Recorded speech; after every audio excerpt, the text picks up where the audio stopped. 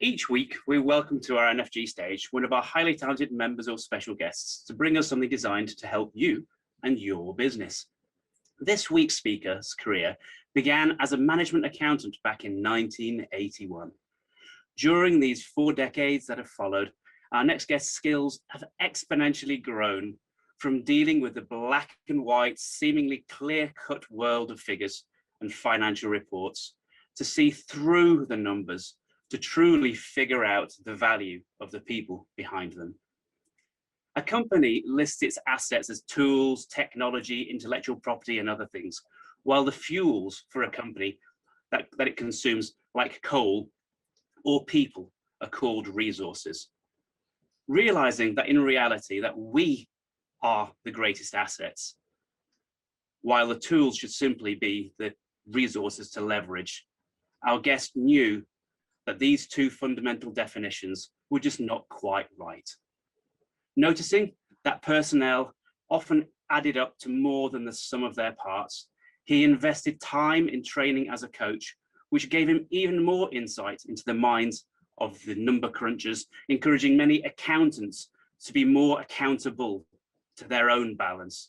And he soon started to see the rewards of clever investment into the teams rather than the transactions.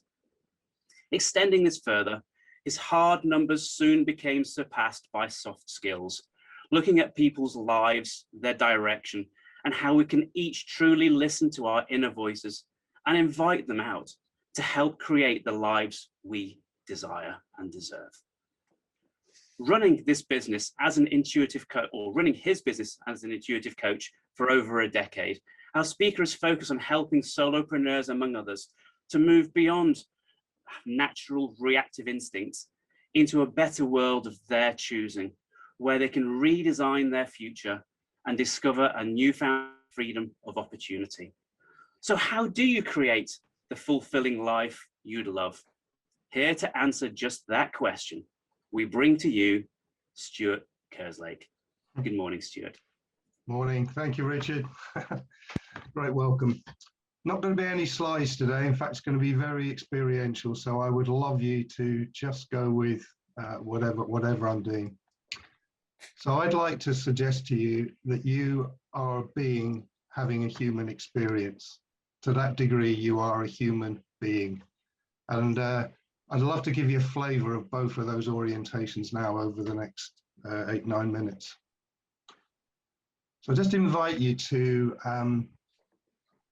just take a couple of breaths. If you want to close your eyes, you can, but just take a couple of deep, intentional breaths and allow yourself to empty out on the out breath.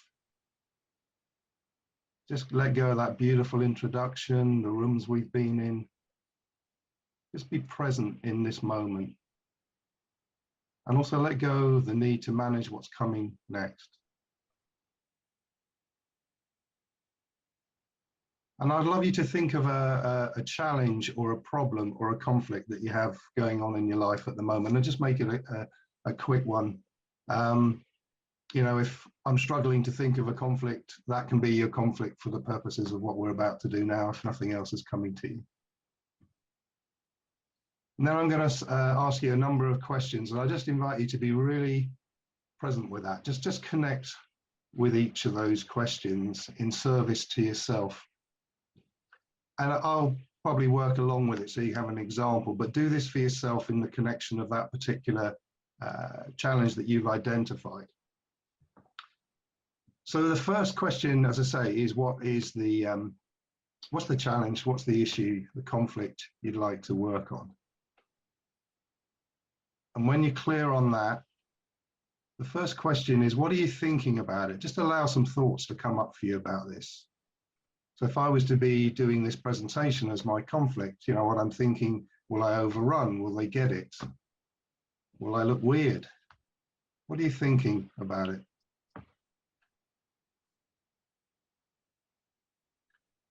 And then allow yourself to leave a bit of space maybe. And the next question is, what am I feeling about this?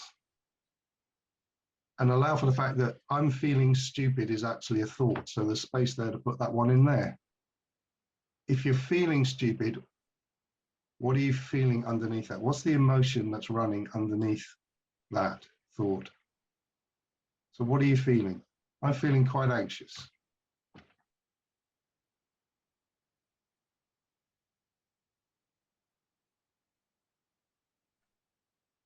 And if those thoughts and feelings are going on for you about this conflict in this moment, how are you defining, firstly, yourself? How are you defining yourself? And it could be helpful to say, I am, or I something.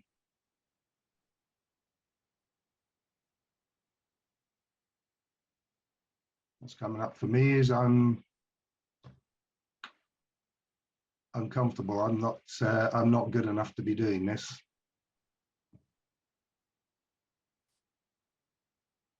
I'm a fraud. So what's coming up for you in relationship to this conflict? How do you define yourself?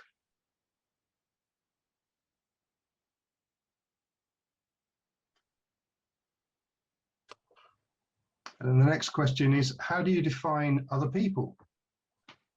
It can be helpful to say that others are, or others something, something. Others are better than me. Others have greater clarity. How do you define other people in the context of this conflict, this challenge?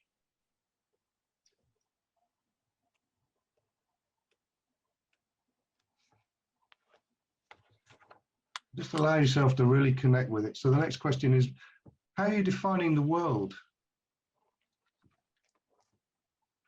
The world's judgmental. The world's scary. How are you defining the world relative to this conflict?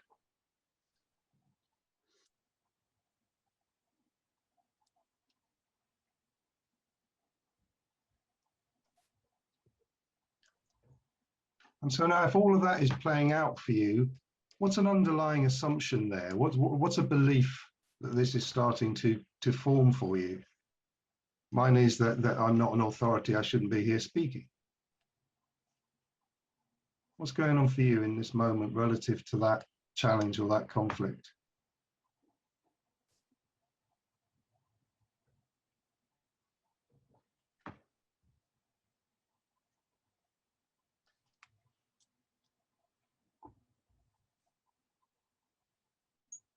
And hopefully, we're going through this quite quickly, but hopefully you have something there. So how, if that were to be true, what do you do to resolve the tension in that, the discomfort in that, maybe even the pain in that? What does it lead you to do in order to resolve that discomfort? In my case, might be to hide, run away. What does it lead you to do?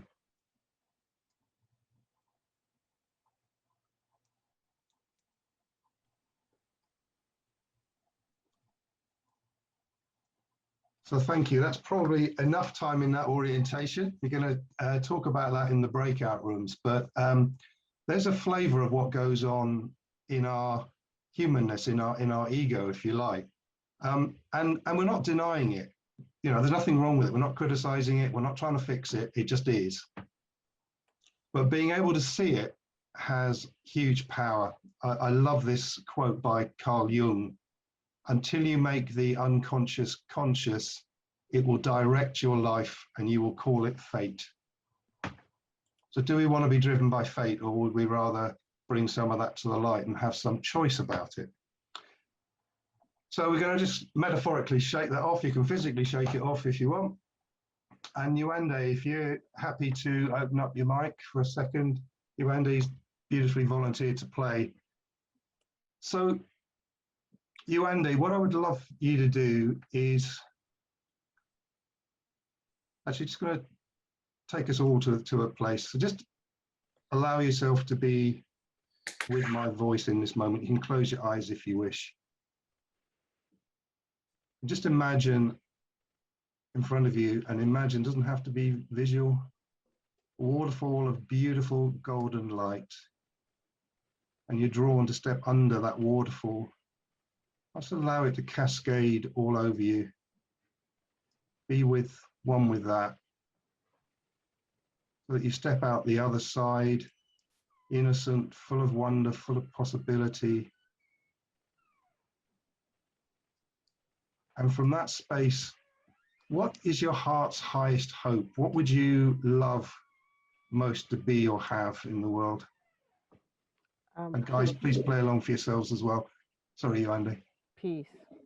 Peace. Beautiful. Well, you're straight there. So just imagine, for example, that maybe what's come for you. Thank you, Andy. That's beautiful. So let's imagine that you said happiness for the sake of argument, or health, or fitness. Lean into that. What's behind that? If you had fitness or health, what would you have? What would you be?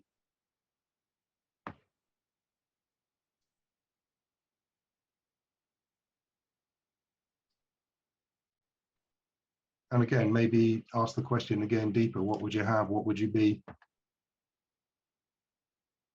For each of us, there will be something similar to you, Andy's peace, which is our true nature. That's the being at play. When you truly connect with that, then you have a choice, because it's all about awareness enables choice. So when you're aware of what goes on in your ego and you're aware of your true nature, then you can choose where you create from next.